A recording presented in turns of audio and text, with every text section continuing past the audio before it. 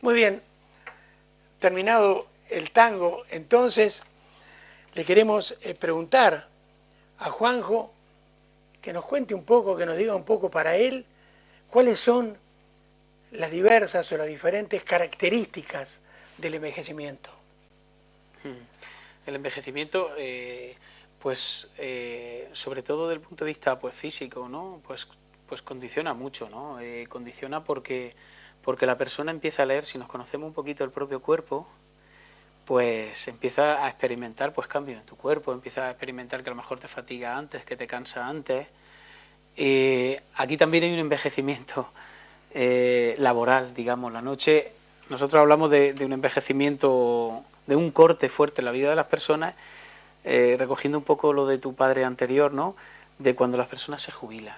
Esa noche que uno se acuesta activo laboralmente, que parece que tienes una misión, un papel importante en la sociedad, a cuando al día siguiente te levantas jubilado, con todo el horario abierto, a tiempo libre, eso puede producir algunos daños en el sitio de la vida de las personas, porque antes era fontanero, o era dentista, y ese era un poco mi sitio en la vida. Y ahora que no lo hago, ¿quién soy? Tu padre encontró su sitio en la vida siempre haciendo esa labor que yo creo que era para él su sentido profundo de la vida, era su elemento de interés básico. Pero que las personas que no siguen bajo una actividad profesional tienen que reconducir absolutamente toda su vida, porque de estar 10 horas en un trabajo a tener esas 10 horas en el hogar, que hay que reconducir mucho las relaciones familiares, porque el hombre ha salido de casa y ha vuelto por la noche, ahí hay que hacer una reconversión en el mundo del hogar, con la relación con la mujer, con los hijos, si están, si no están, todo el tiempo libre, ¿qué es ahora el sentido de mi vida? ¿Con qué puedo llenar yo de lunes a viernes mi vida? Donde yo antes me iba al campo a trabajar o donde me iba a la empresa, ¿ahora qué hago con tanto tiempo libre? Entonces, yo deseo, ¿no? Y muchas veces hay que sembrar en la sociedad el afán porque la persona no solamente se circunscribe a su actividad laboral, sino que lleva en la vida una serie de inquietudes. Te ha gustado pintar, o te ha gustado la música, o te ha gustado pasear, o te gusta echar un rato de conversación con los amigos, o te gusta leer, o te gusta aprovechar y viajar, ¿no? Todas esas cosas se pueden hacer con más libertad cuando uno se jubila, cuando uno es mayor. Y contrarrestar de esa manera la sensación de inutilidad y de vacío que puede provocar el hecho de sentirse jubilado. Yo, por ejemplo, te veo a ti tan activo, proclamando siempre tantos buenos mensajes, entrevistando a gente, promulgando cierta sabiduría en la sociedad. Es decir, para mí eso es un sentido de la vida impresionante. Y así no tienes tiempo ni de envejecer ni de enfermar. Y ahora te voy a hacer una pregunta un poco complicada para algunos medios, en mi caso no, y creo que en el tuyo tampoco. Hablar de los sentimientos, del amor, de la sexualidad y el envejecimiento. ¿Cómo se lleva esto? Qué poquito se habla de eso, ¿verdad?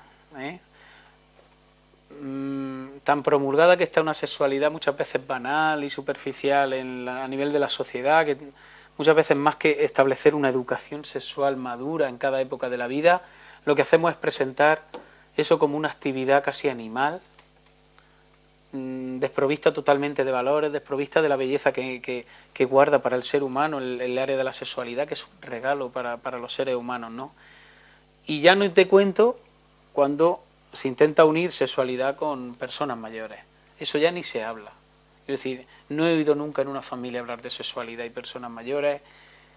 Y es como un área que los mayores se tienen que callar, vivir sin poder demostrar nada. Y sin embargo, si nos planteamos que la sexualidad, vemos que es un área riquísima de la persona, que no es solamente hablar de genitalidad, sino es hablar de caricias, de afectos, de cercanía, de abrazos, de expresión del hombre y de la mujer, de dos personas que se siguen queriendo y se siguen compartiendo hasta en lo más íntimo, aunque adquiera otro tipo de manifestaciones que ya no tenga, digamos, el funcionamiento de hace 30 años, pero puede ser un área de intimidad, de encuentro, de caricias, de expresión de un amor verdadero, que puede ser absolutamente maravilloso, pero socialmente, hasta en España, que es un país relativamente desarrollado, esos son tabú, no se habla. Nosotros vemos, por ejemplo, que trabajando con personas mayores tienen su afectividad abierta, tienen su atracción sexual abierta. ¿Por qué no caminar con naturalidad? Pues si eso forma parte de las personas. Cuando creamos desequilibrio es cuando negamos la naturaleza en las personas. Ahí es cuando desarrollamos desequilibrio, desarrollamos marginaciones, desarrollamos tabú, hacemos que las personas tengan que vivir las cosas calladas y como escondidas. Pero si eso es lo más natural y lo más hermoso que tienen las personas, una de las áreas más bonitas. Juanjo, a pesar de todo lo que nos va pasando en la vida y en el transcurso de los años, que como decías anteriormente, nos va deteriorando físicamente, mentalmente, lo que fuera, de todas maneras, en tu concepto, el envejecimiento debe ser siempre activo. Cada persona debe de encontrar su sitio, su forma de vivir su envejecimiento. Una persona que no ha hecho actividad física durante su vida, porque ha sido un poquito sedentaria, evidentemente hay que aconsejarle que haga alguna actividad física, algún ejercicio, evidentemente. Pero el envejecimiento debe de ser, y es normalmente como ha sido la vida de la persona. Si hay personas que les ha gustado leer, pues que sigan leyendo. Si hay personas que son más tranquilas de sentarse en un banco a hablar, eso es lo que tienen que hacer. Muchas veces desde los centros, desde los sitios donde queremos llenar de cosas la vida de los mayores, les ponemos a pintar, o les ponemos a jugar al dominó, o ponemos a hacer cosas extrañas. Pero si eso no ha sido la vida de las personas. Creemos con los especialistas de que mantenerse activo significa que las capacidades de la persona están en marcha. Eso ayuda a vivir. Pero cada persona debe de encontrar su actividad. Debe de encontrar aquellas actividades en las que se encuentra a gusto, se encuentra desarrollado, desarrolla sus capacidades.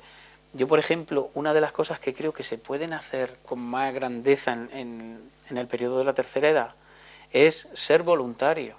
Hay muchas residencias, hay muchos mayores que no reciben la visita de su hijo, hay muchos mayores solos en sus casas. ¿Por qué no crear espacios en los que las personas se puedan visitar unas a otras y superar las soledades juntas?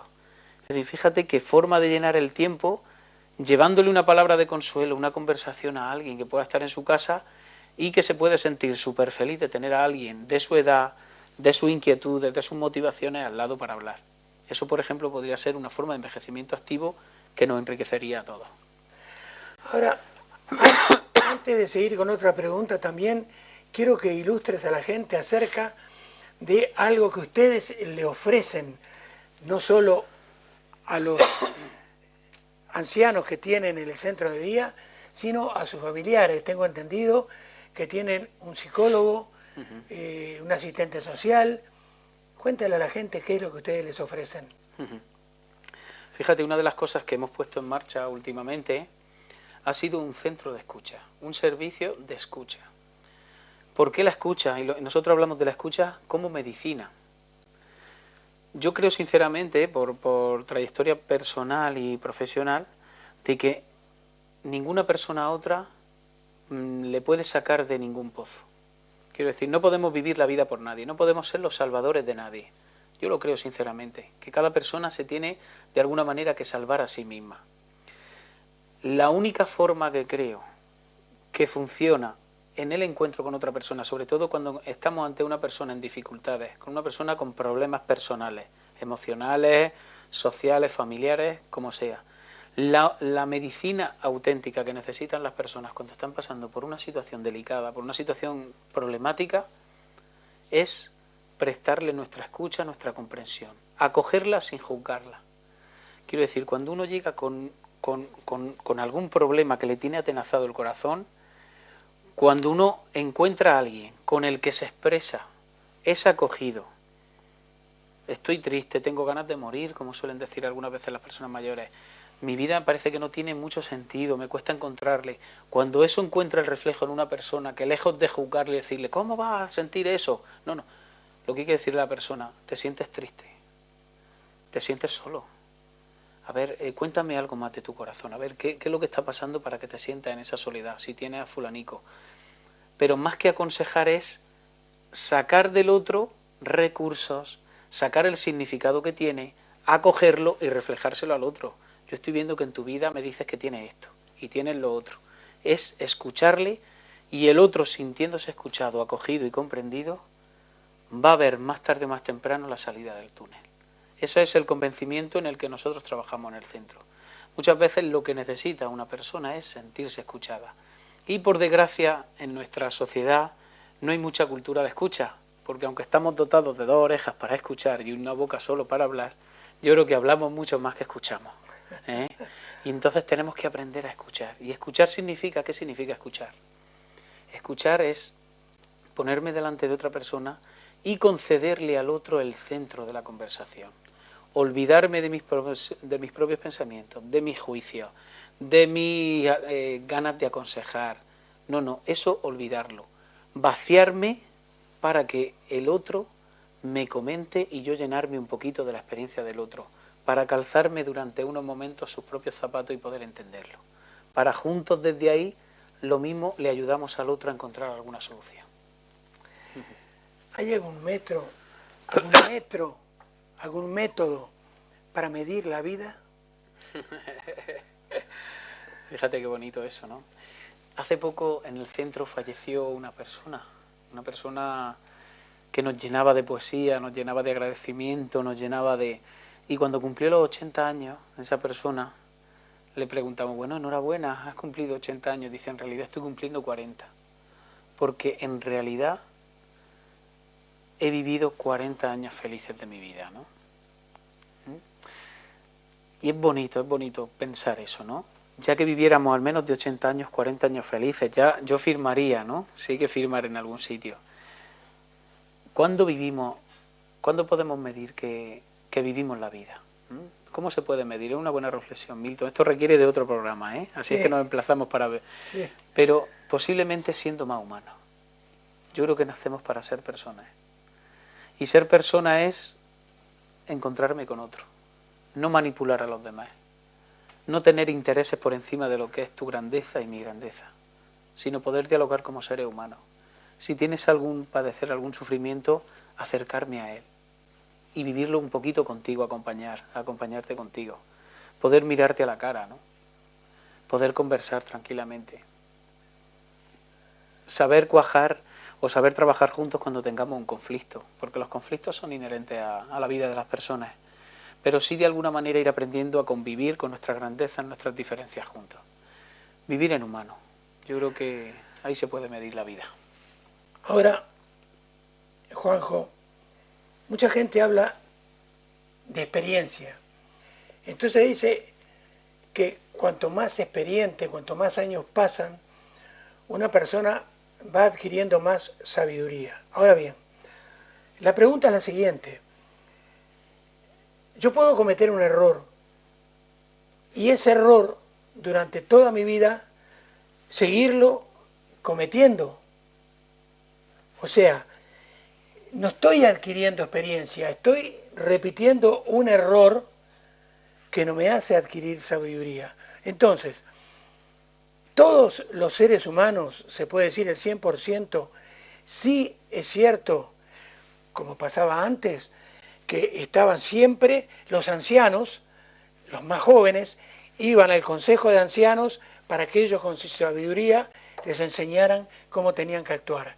¿Es cierto esto de la sabiduría en los ancianos?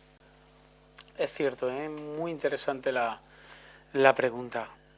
Yo creo que en la vida es cierto lo de la experiencia y es cierto el paso de los años, ¿no? Y suele ser cierto también que solamente se aprende de los errores propios. Quiero decir, no se aprende de oídas, no echa uno talento de oídas. Pero yo creo que aquí es fundamental una palabra, y es conocernos a nosotros mismos desde nuestro corazón.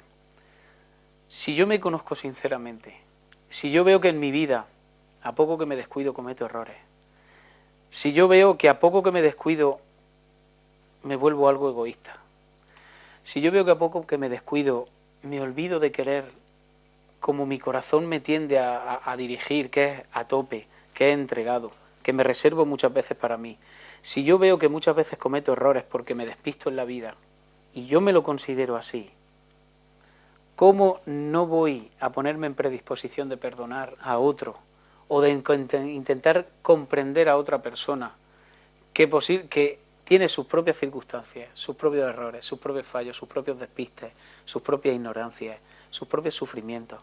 Quiero decir, olvidar, cuando olvidamos, nos saltamos a través de nuestro propio orgullo eso. Y voy y juzgo al otro, o voy y digo, ¿cómo será aquel capaz de hacer ese acto que yo no sería en la vida capaz? Cuando cometemos esos orgullos, enseguida la vida nos pone delante alguna cosa para que aprendamos. Y es cierto también lo que me comentan, ¿no? Que cuesta algunas veces, hay cosas que nos acompañan durante casi toda la vida. Hay cosas del carácter, hay piedras en las que tropezamos muy a menudo en nuestra vida y que posiblemente nos causen mucha frustración, porque nos vuelven a sacar la peor parte de nosotros mismos. Fíjate, he tropezado 40 veces en esta misma piedra y vuelvo a caer en lo mismo, ¿no? Por eso yo creo que los mayores sí tienen, muchas veces desarrollan una mayor capacidad de autoaceptación. De decir, soy así, esta es mi flaqueza, este es mi punto débil, este es mi tropezón permanente en la misma piedra. Y de ahí, ¿qué sabiduría puede brotar? La de comprender más a los demás, la de que se nos vaya cualquier intento de juzgar a los demás. Yo creo que esa sabiduría sí se ve en muchos mayores. Ahora, Juanjo, que trabajás con un amplio espectro, me imagino entre 20 años más o menos, porque de los 60 o 30 a los 90, más o menos ustedes tienen gente allí en el centro de día. Yo te preguntaría si con el transcurso de los años has notado, por ejemplo, que cambian en los seres humanos las relaciones afectivas. Los mayores, las personas mayores están viviendo ahora mismo un cambio muy fuerte. Digamos que, por ejemplo, ellos han pertenecido a una cultura en la que casarse era para toda la vida. Cuando tú le prometías delante de un altar, por ejemplo, que era la mayoría de bodas que se hacen en la iglesia, tú decías, voy a estar contigo hasta que la muerte nos separe, ¿no? Esa promesa, esa palabra, digamos que tenía un valor impresionante, ¿no? Yo no puedo ser tampoco de la opinión de que todos los matrimonios tienen que llegar hasta el final de la vida. Quiero decir, cuando hay situaciones de sufrimiento, cuando un matrimonio lo intenta 40 veces y no puede tirar, yo no digo que haya que mantener a toda costa el matrimonio, cueste lo que cueste, a costa del sufrimiento y de la vida de esos dos miembros, ¿no? Pero sí es verdad que antes, digamos de alguna manera, que socialmente había un convencimiento fuerte de que la palabra que le daba a una persona la tenías que llevar a la vida. Y llevar a la vida es entregarme para hacer esto posible, para que la muerte, para llegar juntos al final de la vida, ¿no? Hoy los mayores están viviendo un cambio impresionante. Ese convencimiento social tan arraigado que había antes de que el matrimonio, por ejemplo, la relación afectiva que tú establecías con otra persona era para toda la vida, hoy vemos que por sus hijos, por sus nietos, eso ya no es así. Hoy día vivimos, socialmente aquí en España sobre todo, vivimos en un ambiente, en un paisaje en el que se rompen las relaciones muy rápido, en el que parece que las palabras no se dan para mucho tiempo, en el que parece que no hay capacidad de sacrificio y de entrega tanto, en el que parece que los valores, de que yo te entregue a ti mi palabra que voy a estar contigo, cuando pasan 4 acontecimientos pequeños enseguida nos destrozamos esa palabra, ¿no? Y eso es un pendulazo al otro lado. Quiero decir, hemos pasado de un extremo que había que aguantar sí o sí, ahora que parece que hay menos capacidad de sacrificio, de aguante, parece que grandes valores se han quedado un poquito y se rompen enseguida las relaciones. Y eso lo han visto los mayores, han pasado que ellos sus matrimonios normalmente los aguantaron o los vivieron toda la vida a una realidad en la que ya tienen algún hijo separado, algún nieto separado, ven que su nieto entra y sale a casa de vez en cuando con una distinta, puede ser, y con esa realidad ya viven, ¿no? Y yo creo que ellos se quedan muchas veces con las ganas de decirle a su hijo y de decirle a sus nietos, merece la pena luchar. No vivir resignados ni vivir sufriendo una cruz permanente si no pueden ser las cosas, pero parece que quieren pedirle a los más jóvenes un poquito más de sacrificio, un poquito más de capacidad de decir, es que una convivencia en casa no es fácil, hay que irla construyendo pequeños detalles, hay que irla hasta construyendo con la entrega de la propia persona. No quedarse en la conformidad de que me atiendan, me quieran, No, sino que el matrimonio, la apuesta afectiva por una persona es que yo me entrego a ti, que yo quiero hacerte a ti feliz. y la paradoja es que haciendo a otro feliz al final voy a ser yo también feliz, ¿no? Yo creo que los mayores sí se quedan con las ganas de expresarle a su hijo luchar, no derrotaros a las primeras de cambio, superar batallas, que superando batallas uno tiene la experiencia de que puede seguir en la vida, de que crece en la lucha y de que a lo mejor no me gusta determinada cosa de ti, pero si aprendo a vivirla de otra manera, si aprendo a aceptarte como eres, nuestra relación va a salir fortalecida. Esas ganas sí creo yo que se les quedan a los mayores. Juanjo, mi padre y mi madre estuvieron 67 años casados. Mi hermana y mi cuñado, que te hablaba hace un rato, se casaron con 22 años, se llevan 8 días, en el año 60. O sea que llevan 55 años de casados y cada vez se sienten más jóvenes porque viven viajando constantemente. Entonces, y no le tienen miedo absolutamente a nada. Y yo sé que trabajás en un centro, entonces, donde la gente tiene una edad avanzada. Entonces, ¿cómo afecta? Lo estarás viendo muy seguido, que yo no lo veía en mis padres, yo no lo veo en mi hermana y en mi cuñado, yo no lo veo en mi matrimonio, llevo 36 años casado con una mujer 20 años menor que yo, no lo veo en nuestro matrimonio, pero vos ves seguido que la gente en el centro, por ejemplo, ¿cómo afecta en ellos el temor a la muerte? Pues la pregunta es buena, ¿no? Es buena, es una reflexión fuerte. Yo fíjate, hemos conocido a muchísimas personas en el centro de día y no he palpado miedo a la muerte. No hay miedo a la muerte. Lo que hay es miedo a sufrir, o respeto por sufrir en la soledad, o por sufrir la falta de reconocimiento de los seres queridos, o sufrir una enfermedad que me deje postrada en una cama y no me atiendan bien.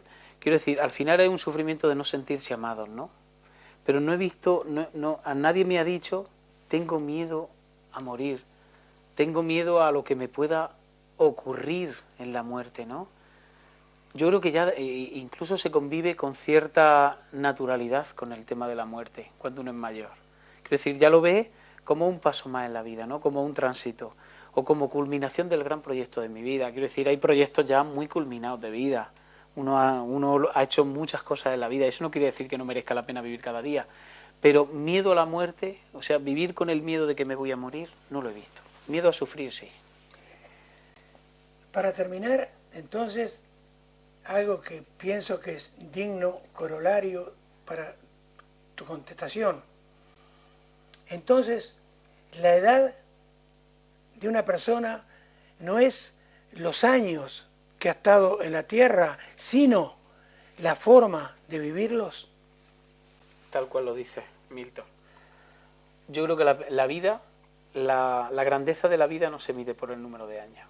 No se puede medir por el número de años, porque si no, una persona que muere con 15, de una persona que muere con 78, la vida de la persona vale más la de 78 años. Yo estoy en contra de eso.